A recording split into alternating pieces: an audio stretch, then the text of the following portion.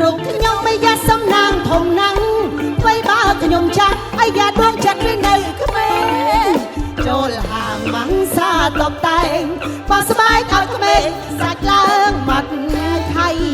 មើលរៀងណែខ្ញុំដូចអាយុ20ផណាស់សរសើរខ្ញុំក្រៃថ្ងៃនេះបានដៃឡើងផ្សារសរិយាសំពត់នៅវាកន្លែងហើយខើ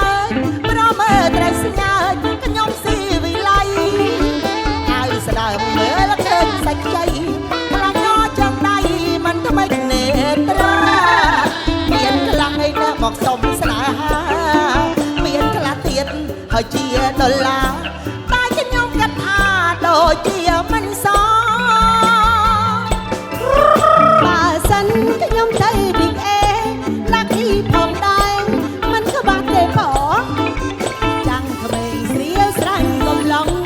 ចំអស់ញញងសុំស្នេហ៍ចំតែខ្លាចបោកប្រាស់ខ្ញុំអ្វីបើខ្ញុំមិនមែនក្រមុំសូមប្រាប់ឲ្យចំណែមានមកចាយរៀងអាយ៉ូបងធម្មតាទេ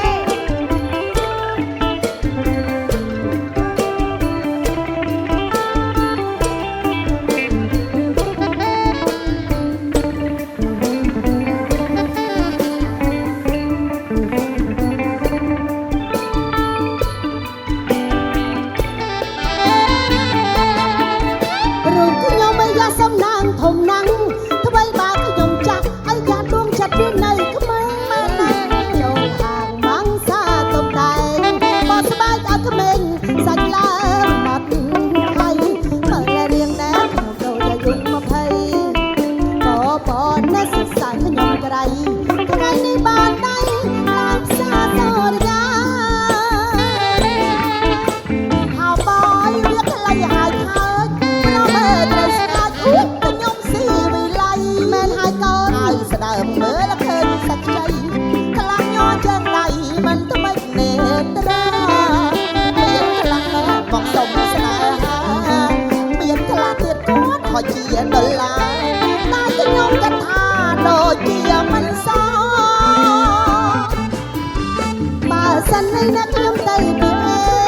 លាក់ទីផងដែរមិនខ្វះទេបងចាំស្រៀលស្រ័ញ់កំឡុងចំអស់ញញងសុំស្នេហ៍ចំតែខ្លាចបោកប្រាស់ខ្ញុំអ្វីបើខ្ញុំមិនមែនក្រមុំសូមប្រាប់ឲ្យចាំណែមានមកចាយរៀង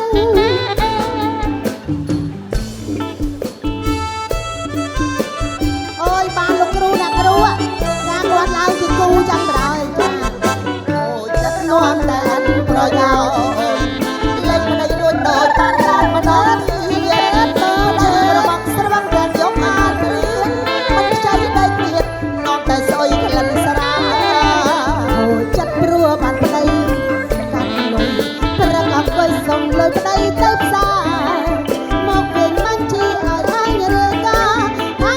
ប៉ុណ្ណាហើយនៅសល់ប៉ុន្មានអូចិត្តទៅបានប្តីខ្លាចគាត់នៅទៅផ្ទះទេមិនចេះខ្មាស់គេថ្ងៃឃើញតែសម្រាប់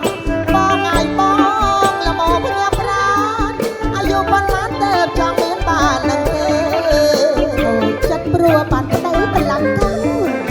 មិនចេះខ្មាស់រួចតែសាស្រីទេ